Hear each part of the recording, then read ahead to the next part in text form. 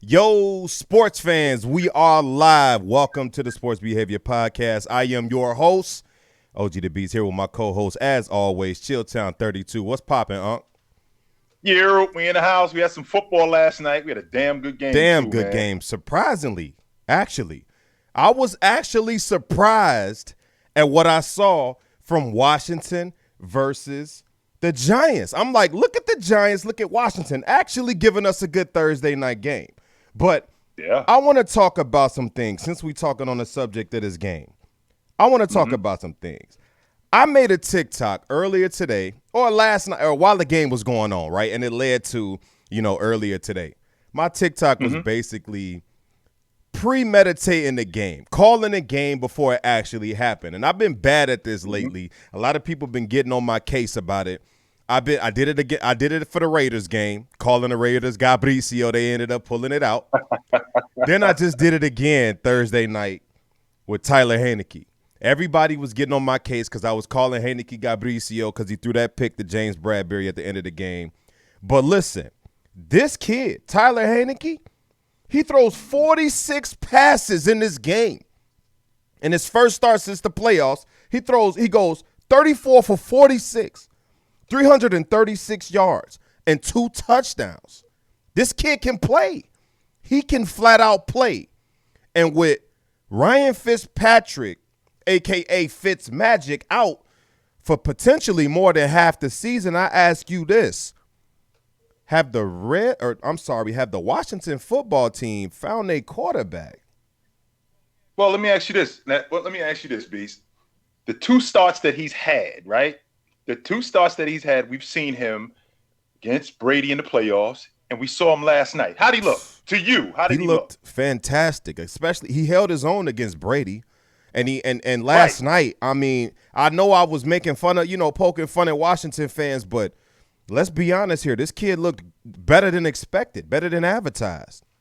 Absolutely. So with that being said, he's younger than Fitzmagic. He looks like he's more durable. What other options do you have? He knows your system. He looked like a waiter last night going around to the tables and serving guys. That's what he looked like to me. Everybody ate. It wasn't one guy in particular because it looked like McLaurin was the only one eating, but he wasn't. No, he wasn't. Everybody ate last night, okay? McKissick, he ate. I'm loving the scat back how he was. The pass up the sideline to J.D. McKissick and him actually being the only running back to score last night caused a lot of friction with fantasy owners of Antonio Gibson. I'm actually playing my boy, and he got Antonio Gibson. He gave him 6 points. So I'm pretty happy McKissick was on the end of that touchdown instead of Gibson, to be honest with you. I'm sure he did. I'm telling you, Adam Humphries looked good last night. Just so you know, Ricky Sales, that touchdown that he caught, that was his only pass of the game. And basically what that was Heineke telling him, listen, I know everybody ate, but I saved the best plate for you. I got the best plate for you. I know that everybody is already eating, but I'll make sure that I'm going to take care of you. A lot of the things that Terry McLaurin had last night, everything was underneath. And you know why everything was underneath? Because Bradbury was playing soft, and I didn't understand I noticed that. He didn't jam him at the line of scrimmage one time. Never did he press him. Or he was at least 8 yards in the hole. I'm thinking to myself, are you going to press this guy? Because all he was doing was running 5-yard digs, slants, 6-yard hooks. That's how he was eating. And they were moving the football. And Heineke was dotting them up. Like, I was actually astonished at this game. Like, and I was halfway in, halfway out with this game. I'm not gonna lie. But after going back and reviewing it, doing some more, looking at the highlights again, I'm like, man, this kid really had himself a day. He had himself a day. Terry McLaurin goes 11 catches for 107 and a touchdown against a top 10 cornerback in the league. My boy Kyle Berry might, be mad at me right now because according to him, I'm the reason why he sat Terry McLaurin by letting him know about James Bradbury. So now you want to call him Cadbury from Richie Rich. But the simple fact is, James Bradbury, whether you like it or not, he's a hell of a corner. A top 10 corner, in my opinion, if you ask me, and I think that should be pretty consensus. So this should put the league on notice about Terry McLaurin. If you didn't know, now you know. I mean, the way he cooked them, just like you said, he played him 10 yards, 5 yards back, every single time. He was playing him like he had Tyreek Hill speed. Why? Because you have to respect the guy like Terry McLaurin. And maybe that was in the game plan to do him like that because they didn't have faith in Tyler Heinicke. Who knows? And I would say even if you didn't have faith in a guy like Heinicke, you want to press the receivers. You want to jam the receivers to take the rhythm and the pattern away from a quarterback that's new to the system. So I don't understand what the defensive coordinators had going on in New York. But to me, in my opinion, both of these teams need to get it together defensively because both of these teams were premier defensive teams, premier defensive units last season. And to come out here and have this sloppy of a game, the Giants, late in this game, listen, Tyler Heinicke threw an interception last night that if it was probably 26 other teams out of the 32 in the NFL, they would have won that game. But because it was the Giants, they found a way to lose, and that's what bad teams do, find a way to lose. It's interesting that you mentioned that too, Beast, because you talk about they need to get it together. Well, where does that start? That starts absolutely with the coaching staff. Yeah. That was a poorly coached game. They looked sloppy. They looked undisciplined. Yeah, no doubt. They just didn't look like they were prepared. We're talking about in the meat and potatoes of the game, I get 2 false starts. Not only do I get 1 false start, I get 2 of them, and now we are out of field goal range, and now we got to give them the football back. That's number 1. Then I get a neutral zone infraction in the meat and potatoes of the game, which is even worse. And then on top of all of that, we get them to line up and kick a field goal and miss, and what do I get? Another neutral zone. I get them going off sides. These are plays that we go over in practice, and these are discipline plays. And the idea that this Giants team doesn't have the talent, yes, they do. We're talking about a guy in Blake Martinez who led the league in tackles one year in Green Bay. He's big time. Leonard Williams might be one of the better interior defensive linemen in the game. They got guys, man. They got the talent. I think this team was poorly coached. And that has to change. You could say that I'm not saying that times. should change. You could say that 1,000 times. This team was poorly coached. I don't know what the hell Joe Judge is doing. As we talked about before the show, this guy's a former special teams coach, right? So I know it's got to kill him to force a field goal. You already nervous as hell. And then on top of that, your guy is offside. And the kicker misses. Hopkins missed the kick. So now they get a second chance. You got what you wanted. So now they get a second chance to kick a chip shot. And it's just hard for me to understand. I can't understand. I can't fathom it. Yeah. I didn't understand that for the life of me, man. That didn't make a lot of sense to me because, again, they got the talent and they got the goods. The problem is that team is undisciplined, and that has to change. Otherwise, this is not going to work, man. And Joe Judge, he's not going to be around long. Coach Judge is not going to be around long. We're talking about a special team coach. Beef, let me tell you something, man. You don't get the science teacher to teach math. You do not. You do not get the English teacher to teach science. If you are the English teacher, you teach English. And if you're going to teach math, you need to learn it. Right. Absolutely. Right. And they have all the pieces offensively. I think Darius Slayton is a good wide receiver. Now, I can appreciate him. I can appreciate what people are talking about, him dropping that pass in the end zone, because you got to lay out and get that. Mm-hmm. That's not something that is excusable. You got to lay it. That pass was right there. Even if he got overthrown maybe slightly, lay out and go get that, because that's the game. Now it's a 2-possession game if he catches that, and I don't think Washington recovers. I think the game is over. I think Kenny Galladay. He's pissed, by the way. Kenny Galladay is upset. He's saying get him the damn ball. Get him more involved in his offense, because Kenny Galladay, he what did he have? 3 catches for like 30 yards? He didn't really do much. 3 catches for 38 yards. He wasn't a big contributor in this game, and he's mad at the head coach and the staff. Like, you brought me in here. What the hell you bring me in here for if you wasn't going to give me the ball? Darius Slayton is getting his touches. Everybody else is getting their touches but me. We got some technical difficulties with you and your camera today. I don't know what the hell is going on, but we might have to. I can see you. You can see me? I'm looking right at you. I can't see you. So I'm gonna try to give you the boot and get you back in here. Let's see if we can get you back in here as soon as possible. Okay. Let's see if we can get Chill back in here as soon as possible. Hang on, folks. Hang on.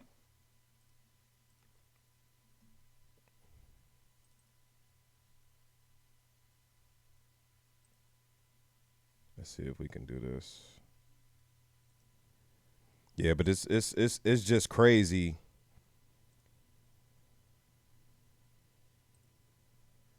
There we go. It's just crazy how, Joe Judge. I know Joe Judge was hot, being a former special teams coach, and you got guys lining up offside and all type of willy-nilly. I'm like, I know he's got to be hot.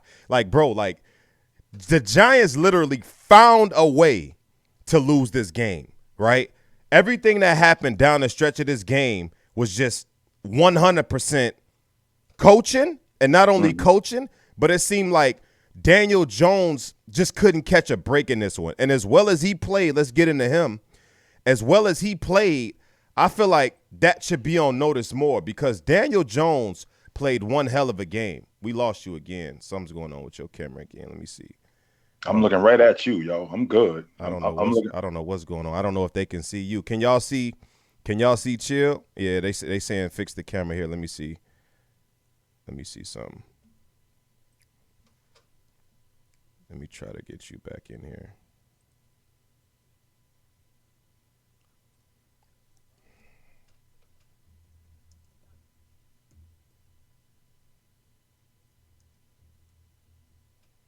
We got some technical difficulties today. I might have to do the show myself. What's going on? Yeah, it looked like he was too zoomed in. I don't know what's going on with the connection today. Let's see if we can get him back in here.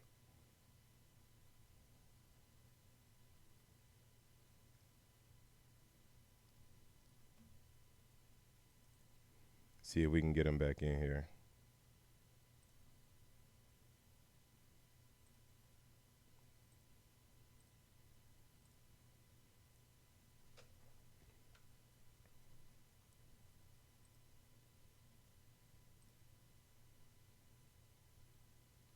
What's going on?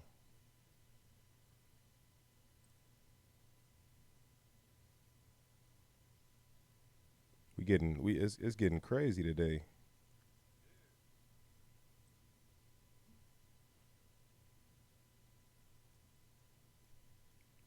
It's getting crazy today.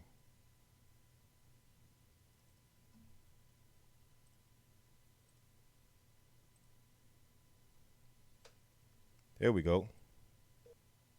You can see me? Can you see me? Nah, but that's fine. I ain't tripping. I can hear you. So he said I can hear you though. So we good with that. I'm good. If you can see me and I'm in the box, then let's do it. I can hear you. I'm straight. Yeah, we got some. They want to mess with us today, huh? The last show was too fire. Now they wanna mess with us. Nah, we keeps it moving around here. Yes, we sir. do. We keep it moving around here. Now, what you were talking about, I believe you were talking about Kenny Golladay complaining about not being involved in the offense. Absolutely. Yeah, Kenny Golladay. What am I doing here? Yeah, he was pissed. Kenny Golladay was upset, and he was on they showed him on the sideline arguing back and forth with one of the coaches. I'm not sure which one it was, but he was not happy about that situation. He wanted to be involved way more in the offense than he was, and I understand that. Like I say, this is a guy that they picked up in free agency, and if they wasn't going to do what they promised this man, they could have just let him walk and let him go somewhere else to a team that needed him. So I'm just sitting over here looking at the situation like, damn, but it is what it is. Let's give credit what credit is due. Daniel Jones, 32 passes, 249 yards and a touchdown. Get this, ladies and gentlemen. Daniel Jones also led the entire game in rushing. How unique is that? A non-running quarterback, but by the way, this man might need to be considered as a running quarterback. Give credit what credit is due. Daniel Jones got some wheels. This man has wheels. This man goes 9 carries for 95 yards and another touchdown on the ground. He had like a 60-yard scamper, it felt like. And I'm like, look at this dude. He was like he running a 4.5 speed. Can't nobody catch him. That run call was called back. I think it was a legal block or holding or something like that on the kick. And it's like crazy. But Daniel Jones, man, This is the problem. Let me tell you something about Daniel Jones. This is the issue that the Giants is going to have because Daniel Jones is not going to give you what he gave you every game last night. So he's going to have – I believe Daniel Jones is going to give you a Jay Cutler type of career, right? Not Jay Cutler necessarily had all the intangibles. He had everything you look for in a quarterback outside of up here, and that was Cutler's problem. His leadership, his determination, and up here, right?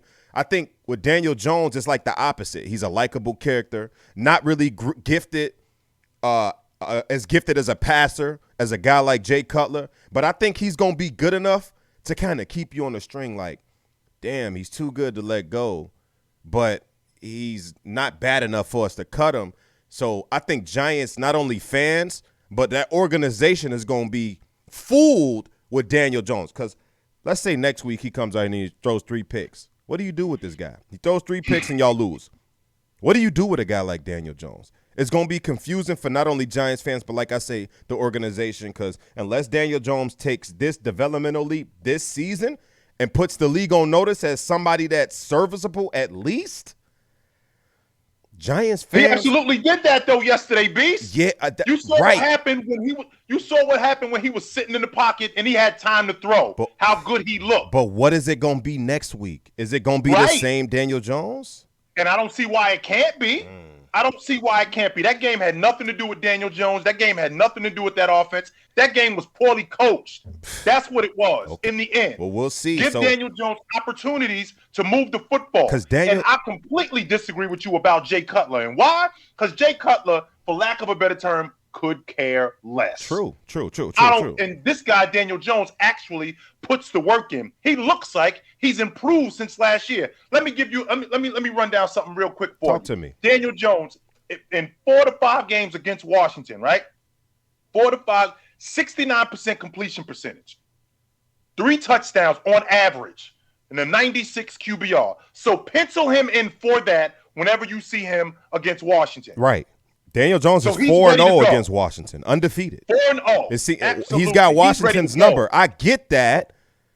But what about the other teams, not only in the NFC East, and we'll get to that in a bit, but the other teams around the league? Daniel Jones is consensusly known as I don't want to call him a screw-up, but he's inconsistent. He's consensusly known as an inconsistent quarterback. And I think a guy of his caliber, like I say, is going to do just enough to linger around. And he's going to aggravate the shit out of y'all. I'm telling you, that's what I see for Daniel Jones. He's going to give you stuff like this. And then next week he's going to throw 3 interceptions. It's going to be Eli Manning. But at least Eli Manning's success was sustainable at the most important part of the season, which was the playoffs. They'll go 9-7 in the regular season and then sweep through the playoffs. So I don't know. But let's move on. Saquon Barkley had 13 for 57.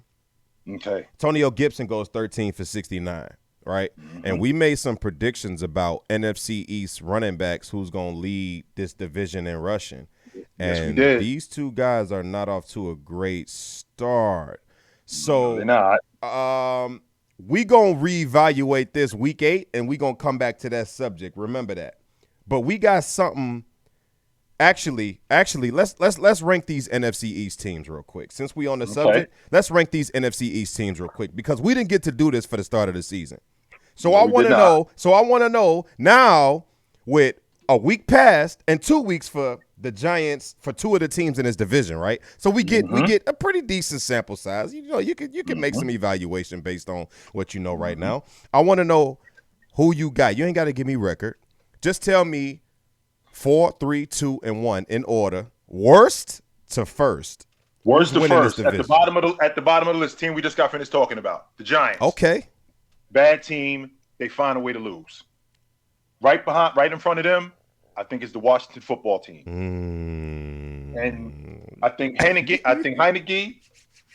I think he's their guy going forward. I like where you going with this. I think he's their guy going forward.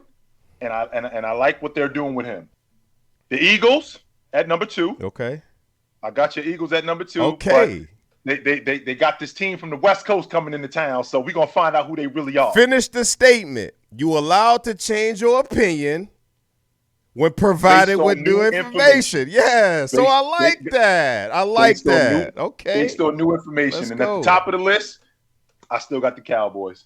Yeah. I think they bounced back in a shootout this weekend against I was about to say San Diego. I'm sorry, against Los Angeles. Yeah, I think they bounced back in a shootout. To be honest with you, you spot on 100%. I had the same exact list as you. Giants at 4. I just feel like the way that they being coached and the way that they looked against Washington, I don't know how far this team is going to go. Like I say, I believe Daniel Jones is extremely inconsistent. Saquon does not look healthy. They do not have a good offensive line. Kenny Galladay looks pissed off. Darius Slayton seems to still be the number one. Mm-hmm. I don't know what to make of this team. They don't have an identity. Last year it was defense, and we've seen Tyler Heineke come out here and put up over 300 yards of passing offense against these boys. So I don't know. Speaking of Tyler Heineke, like you, I had Washington at 3.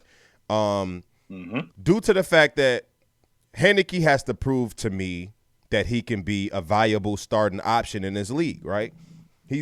What do you need to see from him, Beast? What is missing? What about him don't you like? Because it sounded to me like there's something missing. It's not even about what I don't like about the kid. It's just the simple fact that I need him to give me what I expect from every other starting quarterback in this league, and that's consistency. I'm not going to say you looked good against Tom Brady through spurts, and you look good in this game. In pivotal moments of this game, though, you did make some critical mistakes. And, which is common in an early starter. He's been around the league for a few years now. But like I expect from every other starting quarterback in this league, I need to see some consistency from him. So by week 8, he could display that. Maybe this is what we see. Maybe this is really him. Maybe it's not just because he's playing the Giants or what have you. So I got those boys at 3 strictly because of that. I don't know what they're going to do with this kid. If they're going to give the job back to Fitzpatrick when he comes back, who knows? At 2, I got my Eagles. I'm not going to be biased. I really wanted to have them winning the division. We going to redraw this question up come week 8. This is not over. I got my Eagles at 2, and I got the Cowboys at 1. They put on a show against Tom Brady in a losing effort. I can't deny that. I got the Cowboys winning the division. But speaking of this division and speaking of my Philadelphia Eagles, we got a matchup. We got a matchup this Sunday. Eagles versus the Niners. You know what? I'm gonna go out on a limb right now. I kind of want to. Listen. I kind of want to place a wager. Put your money where your mouth is. If my Eagles win, you buy a jersey. If your guys win, I buy a jersey, and we'll wear it on the next show. If you with it, I'm with it. Put your money where your mouth is. Yeah, I'm putting you on the spot in front of everybody. I want to know, do you accept the challenge? I want to know. I want to see you in that green and black. Absolutely. Yes, let's get it. Let's get it. Eagles versus the Niners. He's a Niners fan, and y'all already know. So, yes, we got it on the board this Sunday. Now, what do my Eagles have to do to win this game? That's the question. I'll go first about my Eagles. You go second about your Niners. Here's what my Eagles got to do to win this game. As we all know, the Niners are a run-first offense. One of the best offensive lines, if not the best offensive line in the league, right? Correct. They like to run the ball. Raheem Mostert is out, so they got Hasty. They got Mitchell. What's the young cat's name? Elijah Mitchell. They got the rookie Trey Sermon. They got 3 running backs, and they say they only suit 3 running backs.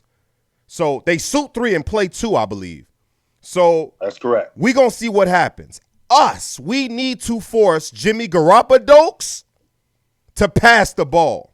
If we let these boys get 6 yards on first down like they like to do, you could kiss the game goodbye. And I do not like the way our running defense looked last week. I do not like it against Atlanta. Atlanta is one of the worst defenses in the league, and they look like they had Derrick Henry back there. Even though on the stat sheet it don't show that Mike Davis was eye-popping or nothing like that, but the way Cordell Patterson and him was tag teaming, we need to shut that shit down.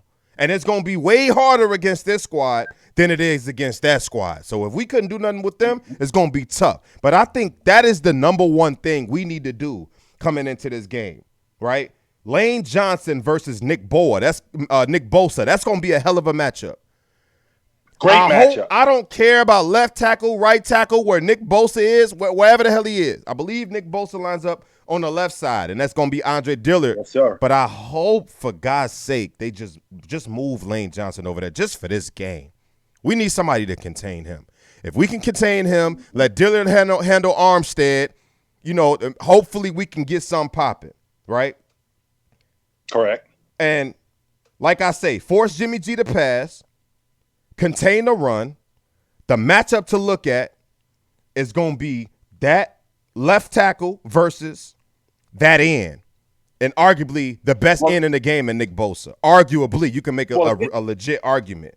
But my final before you get into yours, my final score, I'm listening. 28-31 in a close one. That's a lot of points scored. That's a lot of points scored. But I want Jalen Hurts to kill y'all. We gonna see about that. Well, what I do know for a fact is when Jimmy is on the field and he upright, we win 80% of our games. I know that for a fact. That's not my opinion. That's a fact. Jimmy is at his best when he's throwing underneath. We get into trouble when Jimmy's got to go 30 yards, when he's got to go 40 yards. That's when it gets tricky when it comes to Jimmy. When he's throwing underneath 15 yards, 20 yards, not thinking dunk, we're moving the football. When he's throwing 15, 20 yards, maybe even 25 yards, we're rolling. Absolutely, we're rolling. Y'all got nobody. We haven't seen anybody yet this season, because I know the season is early. Deebo Samuel was one of the better wideouts in the game. When he lines up wide, he's impossible. When he lines up in the slot, Darius Slay will be following him everywhere he goes. Darius Slay is going to be following him. We got arguably the best tight end in the game. Now that we have no answer for. I'm not even going to lie. We have no answer for Kittle. I'll tell you that right now. We got no answer. So I hear a lot of talk about Kelsey this, Kelsey that. You can make an argument that Kittle is the best tight end in the game. No question about that. Now, to get Elijah Mitchell involved, I know for a fact that Shanahan's got something cooking. Because what we have is that running back by committee, like Denver used to have after they lost Terrell Davis, and they was just rotating guys. And that offense works that way. Nobody talks about how Alfred Morris used to run for Shanahan. You remember Alfred Morris, who led the league in rushing? His rookie year. After he left Shanahan, have we heard from Alfred Morris since? No, we have not heard from him since. So Shanahan has a way of keeping quarterbacks not just in rotation, keeping running backs not just in rotation, but having them looking really, really good. So Trey Lance is going to be involved in the offense like he is. I think we got to slow down Jalen Hurts, and we got to have a spy to keep an eye on him, because if we let him run wild like Atlanta did, we got no shot. Absolutely no shot. I love Devontae Smith more and more every time I see him, because he just reminds me of a young Marvin Harrison. The ball just finds him. He's not going to do anything incredible, but I'll tell you what he's going to do. He's going to run the routes he needs to run. He's going to be sharp. Run them crispy. He is going to get open, and the ball finds him. I'm loving. I love Gobert more than I love Ertz, because I think Ertz is on the other side. But that tight end core that you guys have, Goddard and Ertz, they're definitely going to be a problem. Definitely going to be a problem. No question about that. I think we can deal with Miles Sanders. I do think that we can deal with him with our front four and with Warner. I think we can deal with Miles Sanders. However, what we can't do is we can't have Jalen Hurts running. He's the difference in this game. True. He is going to be the difference in this game. If he's running wild and he's pitching the ball all over the field, we got no shot. But I still think we serve y'all. Give me a score. What's your score? You got a score? I think we got a dog fight in Philly. I think we're looking at something like 27-20. Okay. I'm not mad at that. Look. All I know is that it's going to be a doozy. I'm not going to miss a second of it like I ever miss a second of any Eagles game anyway, but I'm just happy we got the bet. I was nervous about whether or not you would take the bet. I'm like, I'm not going to let him know. I'm going to put him on the spot in front of these people, and I want to see if he take the bait. Yeah, you gonna look good Absolutely. in that, and you gonna look good in that green and black, man. I'm telling you. But We're going to see about to that, boy. me, even though this may be the game of the week to us, I think the real game of the week is Lamar Jackson versus Patrick Mahomes, right? They always give us a show when they play each other, and everybody was giving Lamar Jackson flack about how he played last week and blaming the loss on him when really I don't think Lamar Jackson lost every single running back he's got. He's got old-ass Le'Veon Bell and Devontae Freeman on the bench, and we don't really know what to expect from this Tyson kid. So it's like, and then we don't know if Hollywood Brown is the number one. Can Sammy Watkins stay healthy? Can they dial up plays to get Mark Andrews open? We covered all of this already. So Yes, for we Lamar did. Jackson, granted the situation he's in, it's almost like, man, can he still prevail? And this is a success story that I want to see. That's why he's my dark horse MVP. I'm hoping because he's got more load to carry that he can actually carry it. And that's the issue we're going to have going into this Sunday. He's got to go see them boys in red. Patrick Mahomes, Travis Kelce, Tyreek Hill, some of the best football I've ever watched in my life is played in Kansas City, and it's crazy. My thing is to you, similar to how we broke down this. What I am asking that defense. We got to get the ball out of Patrick Mahomes' hands, and we have to keep it out of his hands as much as possible. We're going to have to eat some of his production. No question about that. Travis Kelce, we already know who he is. We already know who Patrick Mahomes is. We already know who Cheetah is, right? We already know who Clyde Edwards is. We already know who Hardman is. We already know who these guys are. Can we keep the football away from him for as long as we possibly can? We can't have them go 5 for 13 on third down. We can't have that because that means that our defense is out here longer and they're wearing down. And we also need Lamar, and we need that offense as thin as it's spread right now at running back. We do need them to hold on to the football, and we need them to produce points because that defense in Kansas City can be had. That's not a stout defense. Right, at all. They can be had. Definitely. I mean, I like what they got. They can absolutely I be like what had. they got with the That's safety and the safety, with the safety situation. But we cut out for a minute. We apologize. We got some difficulties going on tonight. It might actually be on my end today, man. I don't know what's going on. My computer is tweaking, but we live right now. We here with y'all. Chill was just breaking down his analysis on what on what Lamar Jackson and the Ravens got to do to at least make this a game versus the Kansas City Chiefs. To me, they got, home court advantage, home field advantage in their favor. And hopefully, I think Lamar Jackson should just take control of the game, right? I think what made Lamar Jackson back in his MVP campaign was the fact that he didn't settle. To me, he's going through that Mike Vick phase. And I remember when Vick went through this phase towards the middle of his career where he felt like he had to prove the naysayers wrong by trying to go out of his way to pass more, stay in the pocket more, be less of himself. That's not my game. And I think Lamar Jackson needs to get away from that. I saw that Thursday night, right? Even though it was a dot, he rolled out to the right, threw the touchdown pass to I forget who. That's irrelevant. But the fact of the matter is the field in front of him was green as grass. He had a free lane to the end zone. MVP Lamar would have ran that joker in himself. So I think Lamar Jackson is doing too much of trying to be Patrick Mahomes than being what makes him himself, and that's being elusive, being the best playmaker in the NFL, being able to scramble out the pocket and be a serious threat to take this joint to the yard. He needs to get back to that mentality, to me, and stop trying to be a pocket passer because, one, you don't have the damn weapons to. I thought Sammy Watkins was a dog, but Sammy Watkins might be over the hill at this stage in his career. Hollywood Brown, he still has yet to prove that he's the number one. Dropped. Yes, it has. Still, you have yet to prove that he's the number one. You got Mark Andrews, but they don't know how to scheme him into the offense. You got no running backs. I mean, it's like Lamar Jackson. You literally, if you got to run this ball 15, 20 times a game, do it, bro. That's what you got to do. If you got to run this ball 15, 20 times a game, go out there and do it. So I think Lamar Jackson, the keys to victory in this game is be you, be the guy that won that MVP. Don't rely as much on the weapons because you have none. So get out here and run this ball 15 times down their throat until it forces these guys to play up to try to stop the run. Now the pass is going to open up. To me. Well, let me ask you this question. When you're talking about the pass, Beast, will he trust that? Because that's the difference in what we're doing here, right?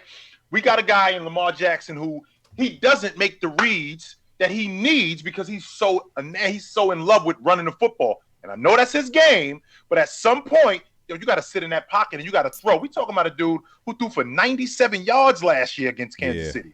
He's not even throwing the football. That's not going to get it done. You got to sit in that pocket and you got to throw and you got to trust the work that you put in. They got to give him a guy. Everybody else has a guy. Who's his guy? I mean, that's just simply what it boils down to for me. He's the only MVP in the league that doesn't have a guy. Russell Wilson has a guy. Aaron Rodgers, Tom Brady, they have guys. Dak Prescott has a guy. Patrick Mahomes has a guy. You know what I'm saying? Like, everybody's got a guy except Lamar Jackson. And then when he doesn't pass because he can't, people blame it on his arm strength or lack thereof. I just don't understand it. He doesn't have a guy. Nah, we not. He might be the only guy in the league that don't. Even Justin Fields got a guy. Allen Robinson, top 10. Who doesn't have a guy in the league? Justin Fields got a guy. Everybody. We just got Devontae Smith. So I mean, it's like nobody. And I think it's Mark Andrews. I personally think it's Mark Andrews. I think that should be his guy. The question has never been his arm strength. I'm sure of that. Because I watched this dude pitch the ball around the park. I watched this dude pitch the ball around the field. His arm strength is never a question. He throws bombs. He throws stand-up 55, 60 yards. That's not the question. The question is does he trust the work that he put in? Will he make the reads that's necessary in order to move the football? He can't. So that's where I'm at with Lamar. I feel you. I get it. Let's get it. Let's segue to the spicy take of the day, right? So I posted on TikTok and responded to a meme that basically asked a question that ruffled it didn't even ask a question. It was a statement. It was a statement that ruffled a lot of feathers. A lot of people were offended by this, basketball fans. This TikTok said, Khris Middleton is better than Klay Thompson. So I responded to that because I'm sitting down and I'm thinking about it. I'm asking TikTok like, hey, is this recency bias? Or is this facts and we just don't want to accept it? Or it just don't sound right coming out of our mouth. Khris Middleton is better than Klay Thompson. But if you sit down and think about it, what does Klay Thompson do better than Khris Middleton? Honestly. I'm glad you mentioned that too. Yo. Honestly. So I'm glad you in mentioned the video, I didn't really pick a side because I'm kind of like, I'm going to leave it to y'all. If y'all can come up with a definitive answer or argument against that statement, let me hear it. Maybe you could sway me in one direction because I'm sitting over here like it's not far-fetched to say this. People saying because it's Klay Thompson, it's far-fetched. But what say you, Unc? Well, I tell you what. Klay Thompson is better in his role than Khris Middleton is in his role. I don't think Klay Thompson is a better player than Khris Middleton, and here's why. Klay Thompson is a flamethrower, and he just so happens to be on he just so happens to be on a team full of flamethrowers in a circus. So he doesn't have to create his own shot. He doesn't have to play make. That offense is tailored to his strengths. As opposed to Khris Middleton, he has to play make. Yeah. He has to create his own shots. That's not something that Klay does. That's not something, not only is that not something that Klay does, I'm not sure Klay is very good at it because I haven't seen him have to do it. He's been in Golden State. I think we're going on year 10 now. He's been in Golden State. That's his game. His game is guys setting him up. His game is guys getting him shots. He can shoot the ball off the dribble, but that's not his game. 36, I think 60 points on 11 dribbles. That's not his game. His game is not playmaking. His game is not one-on-one. His game is getting set up. His game is in the flow of that offense. His game is playing defense, which he is an elite defender. 2018, 2019, all elite defender. No question about that. And he's a byproduct. He's a product of that system that they're running there. Because if I take Klay Thompson and I put him in Dallas, you think he's doing what he's doing running with Luka? You ain't even got to do that. You ain't even keep him where he at. Take Steph off the team. You think Klay has the same production Steph had this year? You think they bagging the 8th seed without the play-in games being played? Hell no. It's not happening. I don't think so. But you've seen Khris Middleton without a Giannis Antetokounmpo a la Eastern Conference Finals this season lead his team through the entire round of that playoff series. Y'all forgot Giannis hurt his knee? Absolutely. Like I don't think Klay can do that. I don't think Klay can do that. Nobody is saying Klay Thompson isn't a great player because for what he does in his role, he might be better than Khris Middleton in his role. Now, if you were to ask me that, I would lean towards that direction. But if we saying mano y mano, Klay Thompson versus Khris Middleton, I'm picking Khris Middleton if I got one pick. See, with Klay Thompson, it's going to be contingent on who my teammates are. Who do we got around Klay? With Khris Middleton, I don't have to worry about that. Now, I'm not calling a man Allen Iverson. I'm not saying nothing like that. All I'm saying is Khris Middleton, and even the numbers are close. If the edge you given to Klay is because of his shooting, his off-ball playmaking. He's a person that you have to stay glued to. You have to know where 11 is at all times because if you lose 11, it could be 3, right? So let's look at the numbers. Klay Thompson, 21, 3 and 2. 21 points, 3 rebounds, 2 assists the last time we seen him. 46% from the field, 81% from free throw. He shot 40% from 3, but so did Khris Middleton. And Khris Middleton is giving you 20.6 rebounds, 5 assists a game as a second option. Both guys second options. Khris Middleton damn near 50, 40, 90 2 years in a row. Damn near. He shot like 48% from the field, 40% from 3, and like 89% from free throw. Damn near 50, 40, 90 splits. 41% from 3 for Klay, for Middleton, and Klay shot 40%. So actually he shot a higher percentage than Klay Thompson did. And this is the only 3-point attempts are 2 shots apiece difference. Klay shoots 2 more threes than Khris Middleton does. So it's not like Middleton is out here shooting 2 threes a game. He's shooting 4 to 5. Well, that's their offense. That's what they He's run. shooting 4 to 5 threes a game. That's their offense. That's so what it's they like run.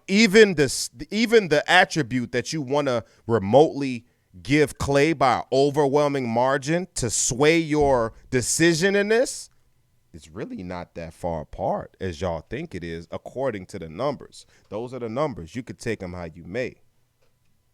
Well, I think a lot of that has to do with people saying exactly what you just talked about, recency bias. And I'm not going off of recency bias because I watched the kind of player that Khris Middleton is, and I watched the kind of player that Klay Thompson is. Beats, just because you are a better player doesn't mean you work with what we're doing. Just so you know, Adrian Dantley was a better player than Mark Aguirre. Mark Aguirre was better for what the bad boys were doing. And he was better in that role than what Adrian Dantley was. And that's what I believe the situation is with Klay Thompson. Windy City 497, shout out to you. He just said eye test. So that's basically what we're talking about, being better for the situation. What does your eyes tell you? Right. And honestly, if you asking me, my eyes tell me Middleton is a better playmaker, and he's a solid defender in his own right. I personally don't think it's that far off from Klay Thompson. I don't think it's ridiculous I don't at either. all, to be quite honest. He can handle the ball. He can get his own shot, unlike Klay. He can handle the ball better than Klay. He can create for not only himself but others as well, unlike Klay Thompson, who needs to be set up to get his buckets. Nothing against – That's his game. He's coming off pin downs, and he's popping out. He's flaring to the basket. Or flaring to the three-point line. He's getting threes off. That's all he's here to shoot. 60 points and 11 dribbles. James Harden takes 11 dribbles just to get past half court. Come on now. I mean, let's be real talk. I need y'all to understand how this sounds. People keep saying, oh, well, he dropped 60. He dropped 50. Middleton never dropped 60. It's not about dropping 60. It's about the way you drop 60. Did Kyrie drop 60? No, he didn't. He's not breaking nobody off coming to the basket. He's not doing that. The Golden State Warriors in that 60-point game, even a 37 in one quarter. If you pay attention, the Warriors sold out. They threw their game plan out the window. They sold out to get this man open on every single possession. Steph Curry was – and it was catch and shoot. It wasn't something where they was he was in an open gym. Getting his ball and he was going one-on-one. He was he was in an open gym.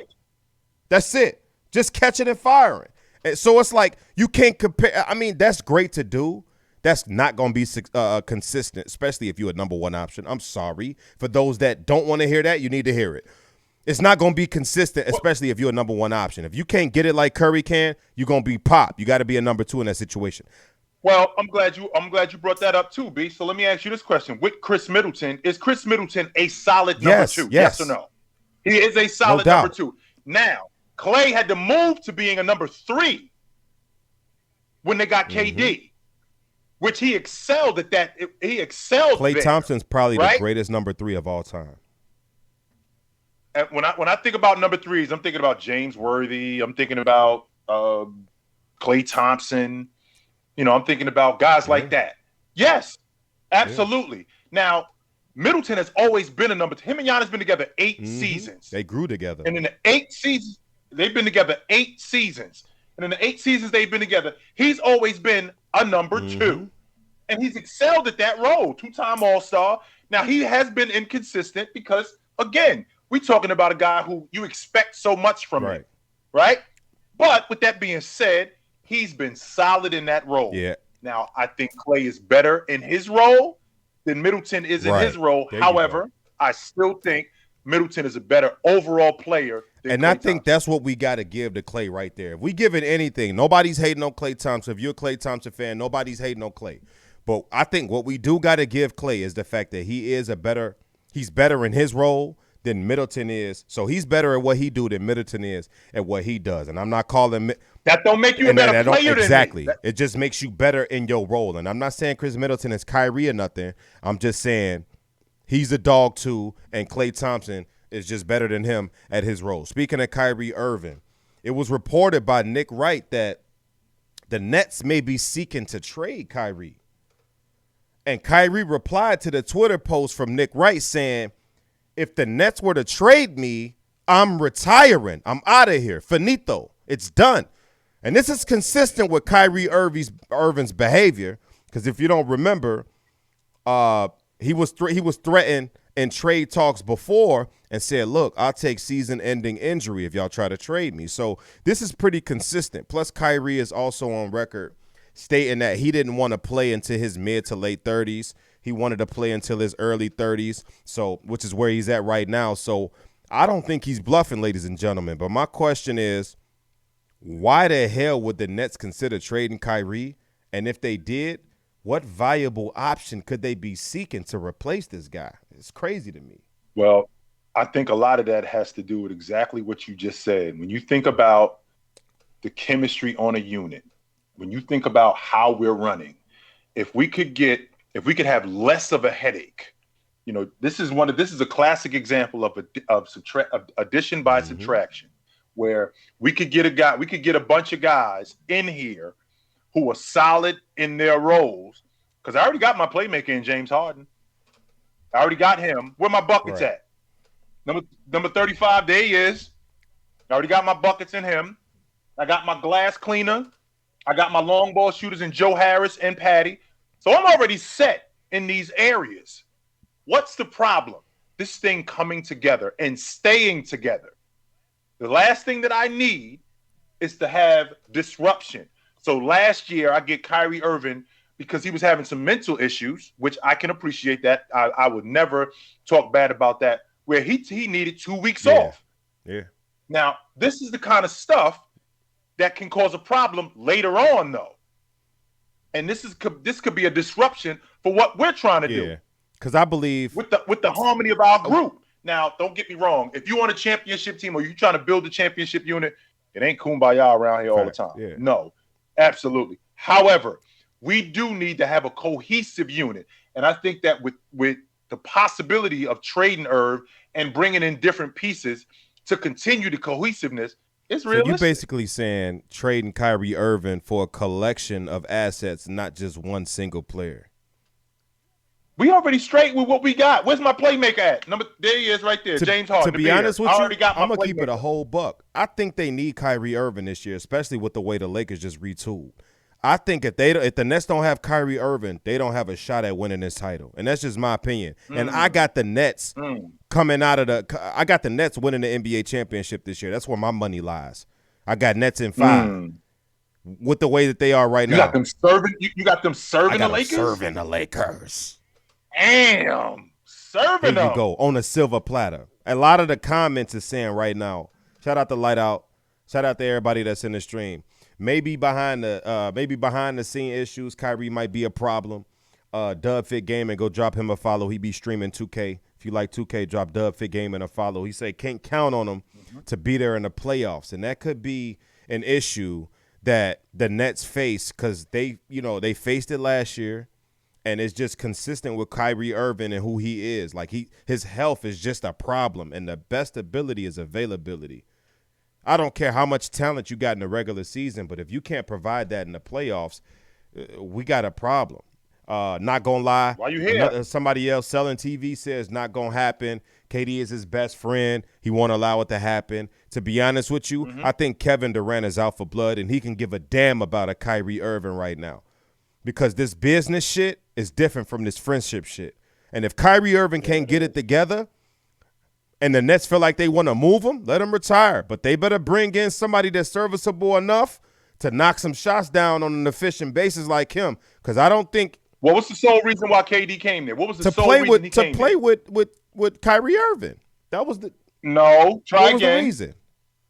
The reason he came there was to win. Because why did he leave Golden State? He wasn't going to win without Irv, though. Irv was absolutely one of the main reasons why he came there. Irv made his decision to go to Brooklyn a lot less difficult. However, him coming to Brooklyn, it was championship. I'm trying to win it. And the reason why I'm trying to win it was because y'all said, I got on a bomb squad. Yeah. And I can't do it as being the man. And I think Kevin Durant prioritizes winning this way over that way, which was with Golden State. I think if he pulls one out here, even with, Kyrie and James Harden, it still may mean something to him because now he can say he won it with 2 different rosters. Whatever the case may be. We saw the way Kevin Durant balled out in these playoffs, and he gave it all he had, and it still wasn't enough to beat a Milwaukee team that I feel if healthy, if the Nets are healthy, they probably sweep. You know what I'm saying? Like, that's how talented the Nets are. They might sweep them boys. It's either that or gentlemen. One or the other. To be honest with you, they sweep them boys or it's gentlemen. If the New Jersey, I just showed my age. If the Brooklyn Nets are healthy, point blank, period. But let's move on. Speaking of Kyrie. Can't believe I'm letting you off the hook with that. But okay, I think they sweep them. I mean, we could get into it if you want to get into it. I think as great as Giannis is, I don't think at that point in that series they figured it out yet. That Milwaukee team against the Brooklyn Nets was not the same team that played in the NBA Finals. That Brooklyn Nets team, that Milwaukee Bucks team was still a team trying to isolate Giannis Antetokounmpo at the top of the key, trying to force him to be a point forward, which he's not. Giannis needs to be in the paint no more than 12 to 15 feet from the basket where he's guarded and where he's effective. If Giannis is on the perimeter, he's forced to shoot threes, and he's outside of his element. Blake Griffin was guarding him at the free throw line, and he's bringing the ball up the court. I think they would have swept them boys. He averaged 40 a game against Brooklyn. I don't care. In the regular Jordan season. averaged 50 against the Celtics, and he still got swept. I don't care.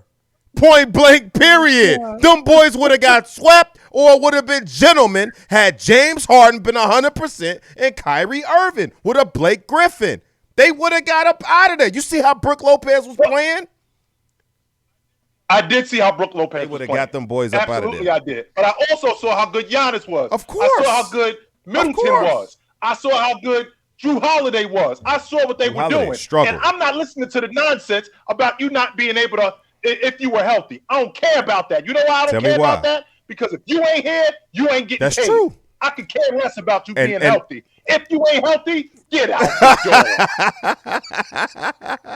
door. Hey, I feel you. The best ability is availability. And if the Nets are talking about trading Kyrie Irving, that is the reason why. But speaking of Kyrie Irving, I want to get into some duos, right? I want to know your top 5 NBA duos heading into this season. Give it to me. What you got? I'm interested to hear this. I want to hear this. I want them in order from 5 to 1. Top 5 duos heading into this season. Let's go. I had a tough time with this one. I know. Man. I did. The reason why I had a tough time with this one because the duo is different today than because back then, you had different teams that had players that were just the third guy was just as good as the second guy. So the duo was gone. So that leaves out Leonard is out because he ain't playing. Right. No Kawhi. All right. So no Leonard. He's out. So Middleton and Giannis. At the bottom, I'm going Jaylen Brown and Tatum. At 5, I'm going Rudy Gobert and Mitchell. 4. At 3, I'm going Joker and Murray. I can't believe I'm doing this. Dame and CJ still at the top of my list. However, at the top of the list, I can't go Braun and AD because now we got Russ. Russ is out. So who does that leave me with? CP3 and Book. Word. So run me that 5 one more time and tell me the numbers as you run this down. Let me hear this. At the bottom of the list, CJ and Dame. Number 4, Tatum and Brown. Number 3, Mitchell and Gobert. Number 2, Middleton and Giannis. I'm sorry, CP3 and Book. And number 1, Giannis and Middleton. Okay. Well, I don't have CP3 and Book in mind, and neither are they an honorable mention. At 5, I'm gonna take the home pick. Now I know these guys haven't played together yet, but I'm gonna go Levine and DeRozan at 5 because it's my show and I can do what I wanna do. At 5, I got the homer pick. My Chicago Bulls. Them boys finna average 25 plus apiece. Levine and DeRozan at 5. At 4, I got Tatum and Brown. You can't deny what these guys are doing. This is actually closer than people think. Jaylen Brown is a dog. He's extremely efficient. I love what I see from Jaylen Brown. He's the future, man, and they need to take care of him. Did they pay him? I don't think they paid Jay. They paid him. Yeah, he in the middle of it. $122 million. Good. I think he in the middle of it right now. He's taken care of. At 3, I got LeBron and Anthony Davis. I had to take them off. I got LeBron and Anthony Davis because just last year, man, they won a title. Like, you can't – what's understood don't need to be explained. I know LeBron is going into his 19th season. I know LeBron is 37, 38 years old, what have you. But something tells me, man, this old man is not a regular old man. This dude is pumped with something, full of something from some type of lab in Miami. Like, somebody needs to check this guy for something. He is the feeding father time. I've never seen this before. 19th season, giving you 25, 7 and 7. Who's done that in the history of the game? Like, name me one.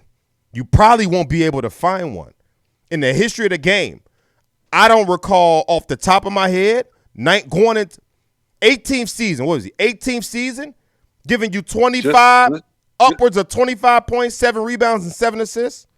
Since his second year in the league up until going into the 2021 season, he has averaged 25 plus every year. Nope. I'm trying to think. Can't nobody else say Kareem can't say it. Nobody. Karl Malone can't say it.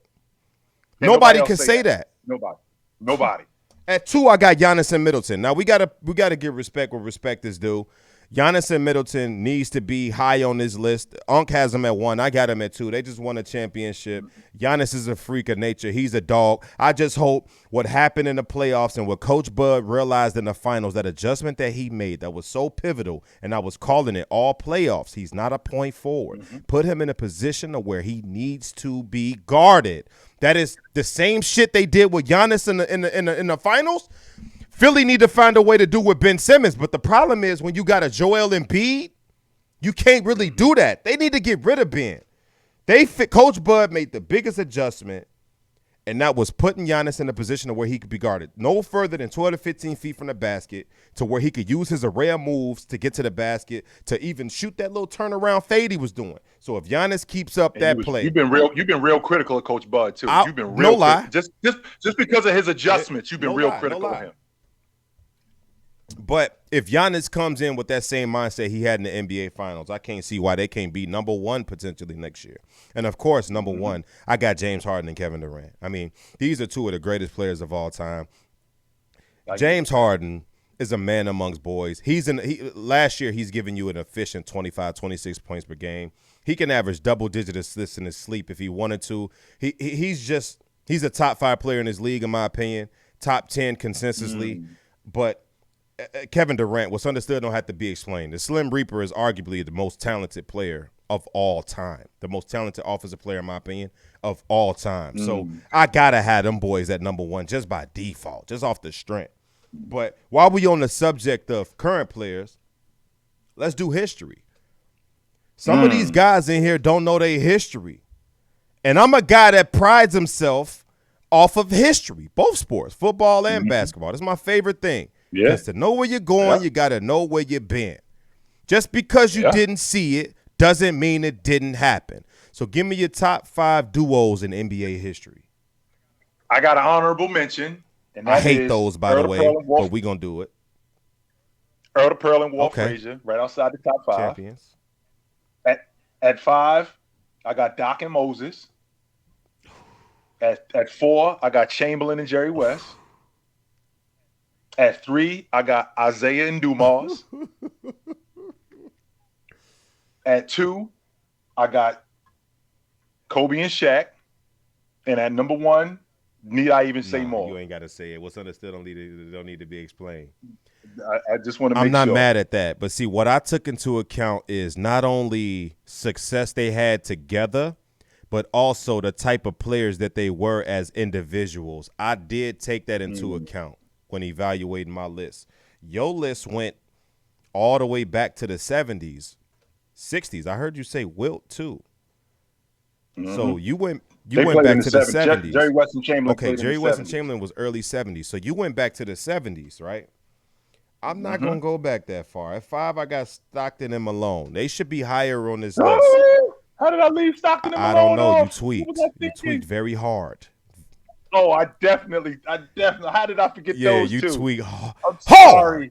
In the words of my man Zadarian. You need to apologize. You got Chamberlain. I'm so sorry. You gotta go. Yeah. Yes, Chamberlain and West and to top it off, your honorable mention wasn't even Stockton and Malone. Like, you just completely forgot they existed. Like Malone ain't got 36,000 points, man. Look.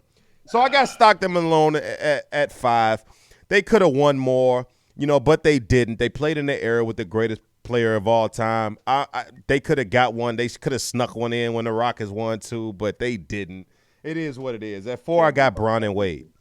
I think we need to appreciate the type of run that LeBron James and Dwayne Wade had. Even though it was a 4-year stretch, they went to the NBA Finals 4 consecutive seasons, and they won 2. They could have won more. They were supposed to win more, but they didn't. It is what it is. Shit happens. It's the NBA. These guys are great. Depending on how you feel about Tim Duncan, I don't want to hear about that. But at 3, I got Shaq and Kobe. At 3, I got Shaq and Kobe. We all know they run they had in the early 2000s when Kobe finally hit that elite level in 2001, 2002. He took off, giving you 26 plus a night from then on up. And it's like Shaq was a man amongst boys, averaging like 41, 17, and 5 blocks or some shit like that for like his first Finals MVP run. This combo was a dog, and I wish they could have stayed together longer. It's my brain is split in half with that, because if they would have stayed together longer, we wouldn't have got to see the Kobe that we saw. And because they didn't stay together longer, they didn't win more together. So I got Shaq and Kobe at 3, because at number 2, I got Magic and Kareem. Now, even though Kareem was on the back end of his career, the second half, you can't deny the fact that these guys won 5 titles together. You cannot deny the fact that these guys won 5 titles together. Magic never won without Kareem. You cannot. This tandem was crazy between the skyhook and the he. They got there, but he never won it without Jabbar. He got there. He lost to Mike, but he never won it without Kareem. Mm-hmm. Never won it without Jabbar. Never. And number one, let me say it, Mike and Scotty, the greatest duo of all time. The Chicago native tells you Mike and Scotty will never be touched. Scotty is a top 50 player because of Mike. Never. The greatest duo, 6-time champions together. Just out of line play, just nasty, disgusting, defensive savant. So real quick, let me rephrase my top 5 real quick. Now you want to make adjustments. Now you want to make adjustments. We gonna need them adjustments. You ain't got Magic and Kareem. You ain't got. They wasn't a duo. You ain't got Bron and Wade. They had James Worthy. What? That is still a duo. They had James Worthy in '82, man. Okay. No, they was not a duo. Okay, just because Worthy was the third option. We just discussed this. Right, he was a third option. However, answer this question for me: when Jordan and Pippen was running, who was the third option? Who was possibly as good? Was he possibly as good as Scottie Pippen? But Holt Grant was giving us 15. Okay, so get that out of here. When Shaq and Kobe was running around, who was the third option who was possibly as good as Kobe? Hold on. So we got to hold on. Here, right? Are you trying to make a case for James Worthy to be better than Magic Johnson or on the level of Magic Johnson? Are you trying to make a case for James, game James, to be on the level of a Kareem Abdul-Jabbar? Finals MVP. I don't care. Iggy won the Finals MVP. That don't put him on a level of Steph. Iggy didn't go 36, 16, and 10 in Game 7 neither. Man, he went that and probably still only averaged a dub. I ain't trying to hear that one. He is not on the level of a Magic Johnson. James Worthy ain't even a top 100 player. Oh, my No, God. sir. Wow. Okay. He is not on the level. Listen, just because Klay Thompson played for the Warriors don't mean Steph Curry and Kevin Durant was not a great duo. Steph Curry and Kevin Durant. That's exactly what it means. Doesn't. It does not. Yes, it does. Let me tell you why. Because Klay Thompson did not make the All-NBA team till he got Kevin Durant. Okay, so that's what teammates do. They make you better. They bring your stats up. That's why some of that shit be irrelevant sometimes when you're doing a player comparison. I'm just letting you know. To sit here and tell me that Magic and Kareem is not a duo, it's you crazy. I need the prescription of the man that you bought your shit from because he giving you some good shit. Stay off the weed. Put that liquor down. I hear it all. All I'm saying is this, man.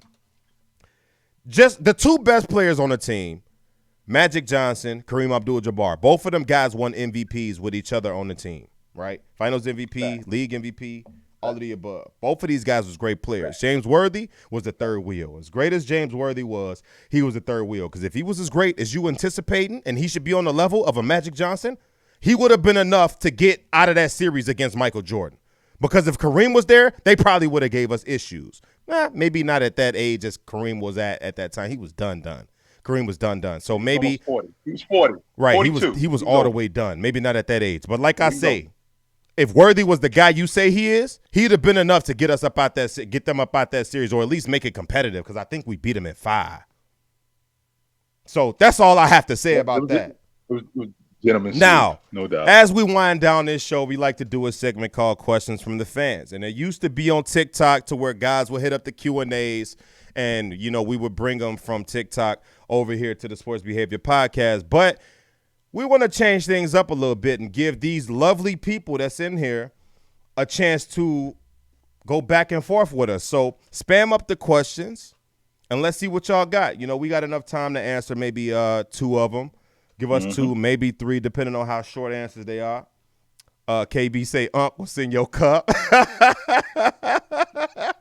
He got that good up in there. For not having Magic Johnson, he got something in that damn cup. Can't believe I forgot Stockton and Malone. What was I thinking? Not Stockton and Malone, no Magic and Kareem. He got something in that cup. I just don't think Kareem. I don't think Jabbar and Magic was a duo. They definitely a duo. So is James Worthy not a top 100 player in the history of the NBA? Hell nah. The Giant season over. Thoughts on the new Bulls and their management. Listen, Windy City 497. Shout out to you.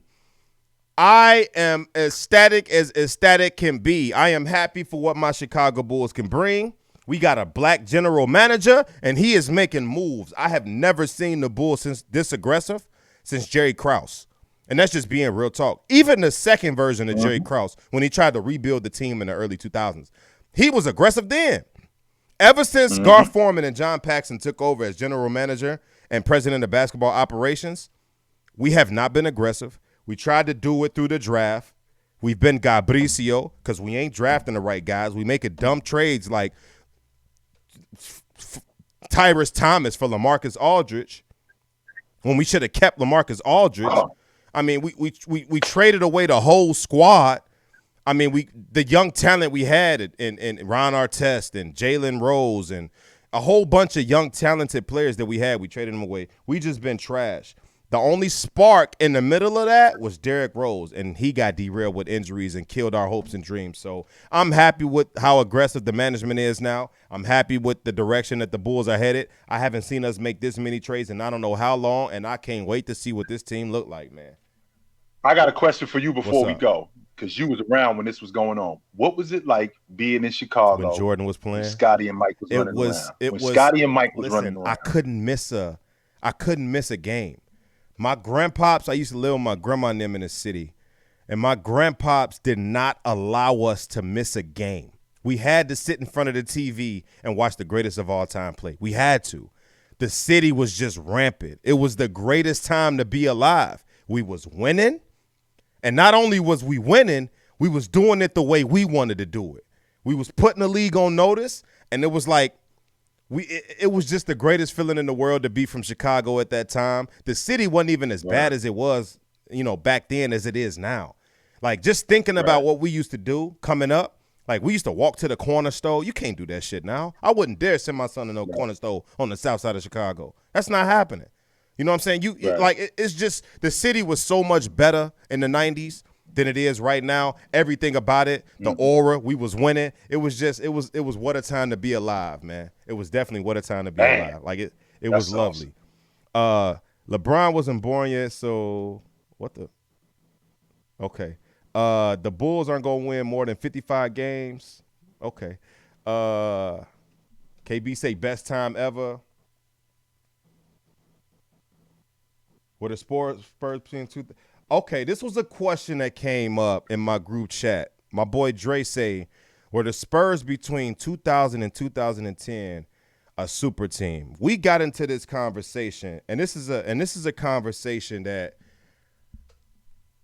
I have with myself often, but I don't really know how to decipher it. What the hell is a super team?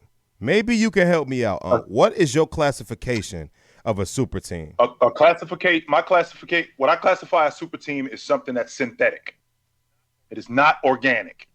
The Chicago Bulls were not a super team. That was organic. The San Antonio Spurs, where'd they get Tony Parker at? In the draft. Where'd they get Tim Duncan? In the draft. Where did they get Ginobili? In the draft. Where did they get Malik Rose? They got him traded after 1 year. They got him in a trade. Where did they get David Robinson? In the draft. That team was built to win, and that team was built to be around for a long time. That's not a super team. A super team is something that's synthetic, that we just getting together, and basically what we are is you come to the south side of Chicago, you come to Jersey City, I got a bunch of dudes at the park, and I'm picking the best dudes to play. As opposed to my neighborhood, these are the dudes that I came up with, and we go into every park every year, and we're going to get our ass kicked early, but then we're going to get better, and then we're going to dominate. So let me ask you this then. Was the Lakers, the 80s Lakers, a super team? No, they were not. Why? We got Magic in the draft. We got James Worthy in the draft. We got Michael Cooper in the draft. We got Byron Scott in the draft. But you got Kareem through got free Bob agency. McAdoo. We got Bob McAdoo in a trade. Everybody else, that team was built through the draft. And they built that thing to sustain greatness. And they did that. So your definition of a super team has absolutely nothing to do with the level of talent on your roster, but more so about how you built that talent, how you got that talent to be that way. So if a team does it through the draft and development, no matter how great the team turns out, they can't be a super team necessarily. So you saying, like you said, synthetic, brought together, so a team has to be, if it's organic, no matter how talented the players are on the roster, it's not a super team. Paxson, 8 years with Jordan, got him in free agency. Ho Grant and Scottie Pippen in the draft. B.J. Armstrong in the draft. Stacey King in the draft. Yeah. Bill Cartwright got him through a trade. That team was built. Okay, I don't think that first team was a super team. That was just Jordan showcasing his greatness. Now the second three-peat, I think you can classify the second three-peat as a super team. See me, my definition of a super team is, if I had to make one, right? I think a super team should be more along the lines of, if you got two guys that can be number one options for a respective team, not just a number one option, but being a guy that can drive your team to the playoffs just off his abilities alone, right? Like what Steph did this year, what LeBron's done throughout his whole career. Same thing with Kobe, Shaq. Kobe and Shaq, compiled with a Robert Horry, a Derek Fisher, Rick Fox, the whole unit that they had, I would consider that to be a super team. Simply because Kobe and Shaq ideally can lead the charge of their teams by themselves individually. So imagine what it would be like if they joined forces, and we saw what happened. Three-peat. So basically the duo is they both are number one. The only time the duo is a super team is if it's surrounded with elite level role players, like a D Fish, like a Fox, like a Robert Horry, like whoever they had. Now Pau Gasol was the number one option on his team. But if you pair him with Kobe, that doesn't make that a super team, even though they got Bynum and Lamar Odom and these guys that they had. I don't think. What's the difference? The difference is Pau Gasol's level of number one option status isn't equivalent to Kobe's level of a number one option. Pau Gasol. He got Memphis to the playoffs. They might not have won, but they got to the playoffs on the strength of Gasol. Yes, Memphis they did. The playoffs with Pau Gasol. What year was this? Yes, they did. And they got swept every year. They made the playoffs 3 times when he was in Memphis. What did he average? What did he average though? He couldn't have been averaging no more than like 19 and 11. He didn't do much in the playoffs. I'm talking about in the regular season. I don't even care about the playoffs. He couldn't have been averaging no more than 19 and 11.